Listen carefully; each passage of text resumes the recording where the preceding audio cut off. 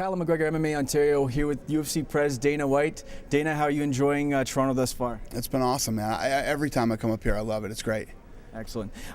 In Ontario right now, the amateur ranks is virtually non-existent. Is the UFC looking to possibly be involved in building the amateur ranks within the province? I've said this for a long time. You know, the thing about the amateurs is I believe that this should be an Olympic sport, too. Not really my job, though. You know, that's a lot of work. I was involved in amateur boxing for a long time, and believe me, a lot of people, a lot of work, a lot of effort.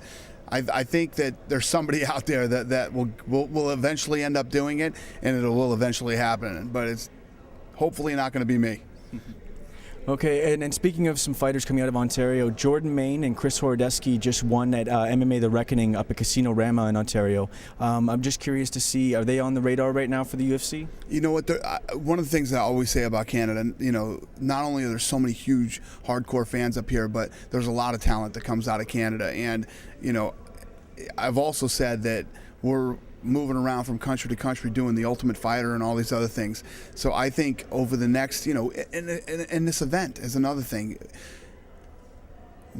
What will happen after we have this event on Saturday? I'm telling you, you guys I don't think people realize the aftermath that will, you know, happen after this show. It's going to impact the city, this country, and everything in a big way. So I think this is going to be big for everybody, and I'm not dodging your question. The answer is, you know, there's a lot of talented guys, and we'll see what happens. And also, Nick Diaz recently had talked about the idea of guys laying on top of guys to just sort of squeak out a decision. He talked about possibly the Pride bringing back the yellow card. What's your opinion on that, possibly bringing that back? I think this is mixed martial arts.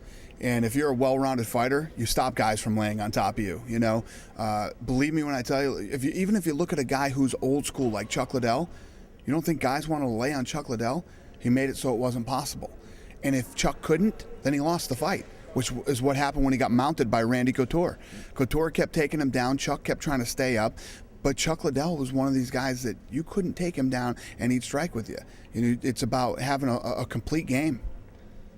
And lastly, John... And just for the record, I don't want to sit there for fucking 5 rounds and watch a guy land another guy either. You know what I mean? Yeah. It's a little frustrating and aggravating to watch, but when you're the other guy that's getting laid on, you better work on your wrestling game and learn how to wall walk and learn how to get up from the bottom, or at least transition and get the top position, whatever it might be. You have to be well-rounded.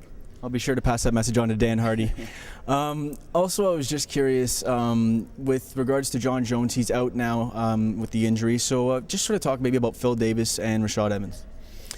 You know, I like this fight. You know, 2 really good wrestlers, and it's a huge fight for Davis. For Davis to be able to slide in and fight Rashad Evans, and for Rashad right now, Rashad just wants to fight. Rashad's been on the sidelines for a long time. He's fired up and ready to fight and get a win. Dangerous, dangerous fight for both guys. You heard it here first. Callum McGregor, MMA Ontario, with UFC Pres Dana White. Thanks, brother. Hey, I'm UFC President Dana White, and you're in the ring with Canada's Cornerman, Callum McGregor.